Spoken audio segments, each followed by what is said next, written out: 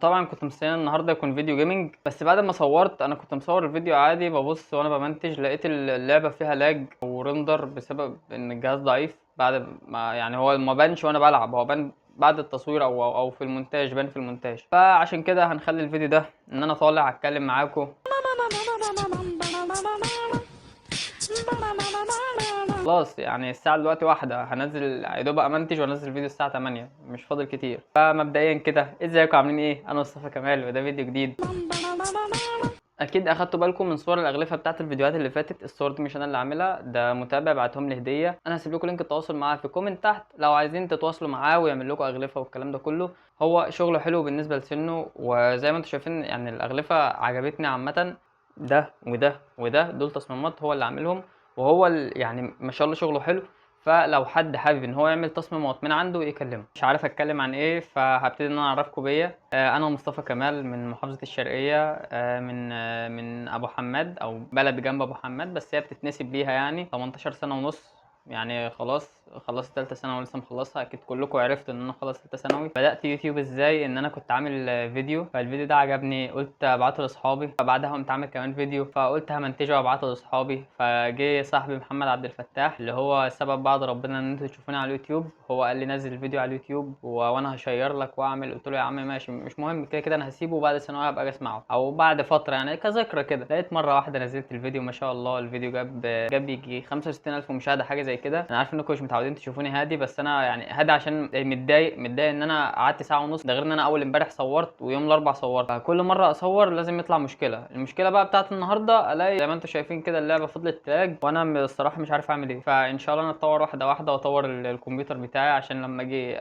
ألعب معاكم جيم أو كده يكون الأداء أحسن من كده. أنا بدأت في المجال بتاع اللي هو السوشيال ميديا ده من 2017 أو 2016 كمان. كنت باسمع تيك توك، كنت باعمل تيك توك، باقلد ناس تيك توكرز، باقلد الكساحة، باقلد العجوز، باعمل زي الناس دي كده، باعمل lip sync، باعمل الكلام ده كله. بس الlip sync من نوع خاص، أنتوا لو حد منكم يعرف العجوز والكساحة هيعرف الكلام ده. أنا كنت قايل الكلام ده في الفيديو الأولاني، فعشان لو ما حدش سمعه برضه اديني بقوله تاني. اللي هو الليبسينج ده اللي هو انك تحرك شفايفك مع الاغنيه، ما ده كان ليبسينج وتغير تيشيرت. يعني مثلا تعمل كده يقوم التيشيرت متغير، تعمل كده مش عارف ايه، تعمل كده تقوم ماسك في ايدك حاجه، يعني الجو ده. فانا اول حاجه كان ساعتها المونتاج والجو ده كان محدش يعرف يعمل مونتاج خالص، كان اللي بيعمل المونتاج ده لازم يكون حد متمكن ايام 2017 والكلام ده. فانا قمت قايل انا بحب افحر في الحاجات دي ما بسكتش. كان عندي تليفون قد كده، فالتليفون ده انا كنت منزل عليه برنامج اسمه فيفو كات او فيفا كات حاجه زي كده. فالبرنامج ده انا استخدمته وكنت بعمل عليه المونتاج وكنت بعمل ليبسينج، كنت بعمل زي العجوز بالظبط، كنت حتى مسمي نفسي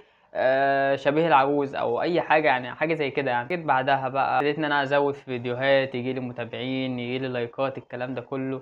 جه بقى الناس فضلوا يحبطوني يقولوا انت بتعمل ايه، المحتوى بتاعك وحش، إيه كلام من هنا على كلام من هنا، واحد يطلع عليا كلمه، واحد مش عارف ايه، تنمر وبتاع. وانا ما كنتش فاهم ان الكلام ده كله غرضه ان هم بس عايزين يوقعوني وخلاص، مش ما فيش اي حاجه، يعني عايزينك ما تعملش وخلاص. انا سمعت كلامهم وقمت ماسح القناه. جيت بعدين بقى في 2020 ايام الكورونا، فكان كل واحد قاعد في البيت، فانا قلت لازم اعمل محتوى. انا زهقت، انا بقى اساسا بحب السوشيال ميديا، بحب اعمل فيديوهات على السوشيال ميديا. فقمت جاي رجعت اعمل محتوى تاني، بس كنت بعمل زي علي فردون.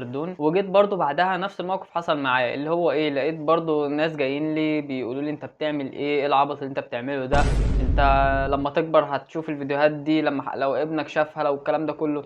مع انها كانت فيديوهات عاديه، انا يعني طفل طالع بيهزر، كنت ساعتها في ابتدائي في اعدادي، فبهزر عادي يعني، او بعمل اي حاجه بهبل يا عم يا طفل مع عادي. فاحبطوني برضو واضطريت ان انا مسحت كل حاجه. وجيت تاني برضو عملت تيك توك السنه اللي فاتت، الفيديو اللي هو انا وريته لكم اللي كان جايب 3 مليون 4 من 10 او 4 مليون مش فاكر، كان فايرال عندي. فانا ابتديت ان انا اعمل تيك توك بقى بوشي بقى، لان الفيديو ده انا ما كنتش وشي ظاهر فيه، كنت انا عامله مونتاج وكده ومنزله. فجيت انا بقى ايه، عملت فيديوهين ثلاثه، فيديو جاب 20,000 فيديو، ما علينا يعني من الكلام ده كله. فانا حسيت ان التيك توك ده مش بتاعي، يعني حسيت ان التيك توك ده يعني حاسس ان التيك توك مش حلو. بدات ان انا افهم بقى التيك توك ده ايه، ايه الناس اللي على التيك توك دي. جيت بقى السنه دي اهو زي ما انتم شايفين عملت يوتيوب واديكم شايفيني دلوقتي. وانا مش عايز حد في الدنيا خالص غير انت عزيزي المشاهد. ايوه انت اللي هتبدا معايا من الصفر لحد النهايه.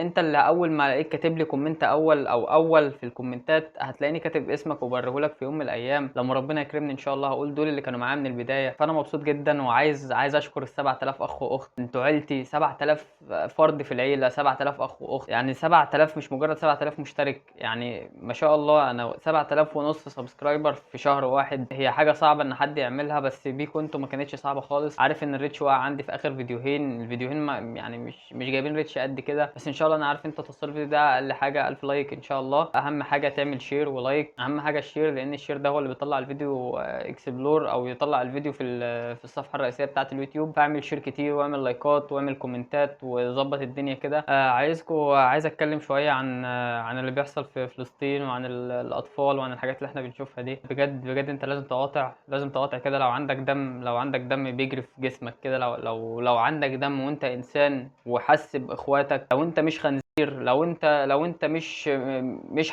حيوان، لا مؤاخذة في الكلمة، قاطع كده، خلي عندك دم، لأن دول إخواتك. أنت لما تشوف طفل صغير عنده يجي سنة ولا سنة ونص والجلد لازق على عظمه من قلة الأكل، أو شوية فيديوهات هعرضها لكم، لما تشوف أنت الكلام ده وأنت مفيش حاجة تتحرك جواك، اعرف إن أنت مش بني، أنت خنزير، لا مؤاخذة في الكلمة، بس أنت خنزير لو بتعمل كده. اللي عرسه بطحة بيحاسس عليها. أنا بقول الكلام ده بوجه العموم. فأنت ما تكونش شايف إخواتك بيتأذوا وانت واقف بتتفرج عليهم، ما تكونش شايف اخواتك بيتضروا وانت واقف بتتفرج عليهم. اجي اقول لك قاطع، الاقيك بتقول لي لا يا عم ده ما جاتش عليا، ده مش عارف ايه. لا جت عليك، ما انت هتقول ما جاتش عليا، غيرك هيقول ما جاتش عليا، هتلاقي ده وده وده كل واحد بيقول زيك. فالمفروض تقاطع كده وتخلي عندك دم. وبعدين انت لما تقول غيري ومش غيري، هل غيرك ده هيتحاسب معاك؟ ما حدش هيتحاسب معاك، انت هتتحاسب على اللي انت عملته. مش هتلاقي غيرك ده جاي يقول ده انا كنت باخد الحاجات اللي هو بياخدها دي، فانا اللي هتحاسب بداله. مش هتلاقي حد بيقول لك كده، مش هتلاقي حد خالص. فانت لو راجل كده، او بلاش راجل ده عشان برضو في بنات بتكون مقاطعه، فانت لو انسان، لو انت انسان مش حيوان، قاطع كده وخلي عندك دم،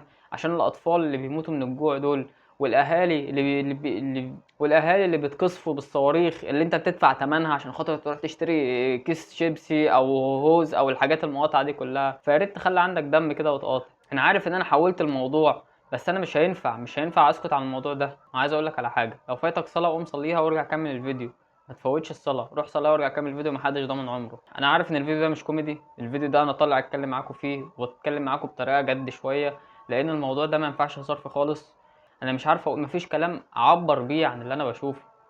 يعني انت لو بتشوف اشكال الاطفال وهم بيجوعوا وبيتشردوا من قله الاكل، مش هتقعد تعمل كده. وانت لو عايز تدعم فلسطين لو حتى بجنيه، هتلاقيني سايب رقم صاحبي واخويا بلال في الكومنتات، هتخش تكلمه. ادعم لو حتى بجنيه. حاول ان انت تساعد، لو حتى مش هتدعم بفلوس حاول تدعم بالدعاء، اقل شيء انك تساعد بقلبك بدعائك. فلو عايز تدعم، هو بيبعت حملات لفلسطين، لو حابب تشارك خش كلمه، وهو مش هيتأخر، وإن شاء الله هنحاول نعمل اللي نقدر عليه. الفيديو ده وقته مش طويل، عارف ان وقته مش طويل ومش كوميدي، مع ان انتوا عارفين ان انا محتواي كوميدي، بس للاسف مش هقدر ان انا اضحك واهزر في فيديو زي ده. ان شاء الله انتوا هتستنوا مني فيديوهات كل احد وثلاث وخميس الساعه 8. ما تنساش تصلي على النبي في الكومنتات، وتدعي لاخواتنا في فلسطين وتدعمهم وتقاطع، عشان اللي انت بتعمله ده ما ينفعش. وما تنساناش احنا كمان من صالح الدعاء، لان احنا النتيجه بتاعتنا قربت تطلع، احنا بنشوف كوابيس حرفيا بسبب النتيجه. وبس كده، سلام.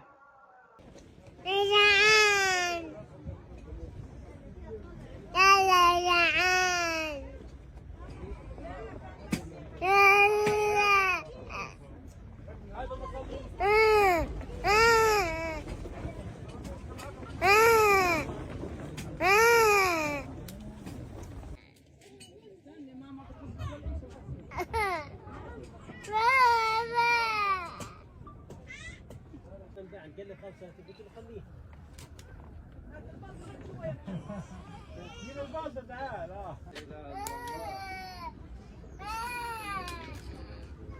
اللهم لا تترك غزة وحدها، اللهم لا تترك غزة وحدها، اللهم لأجل أطفال قطعت رقابهم، ولأجل نساء قطعنا أوصالهن، لأجل يتامى وأرامل وتكالى.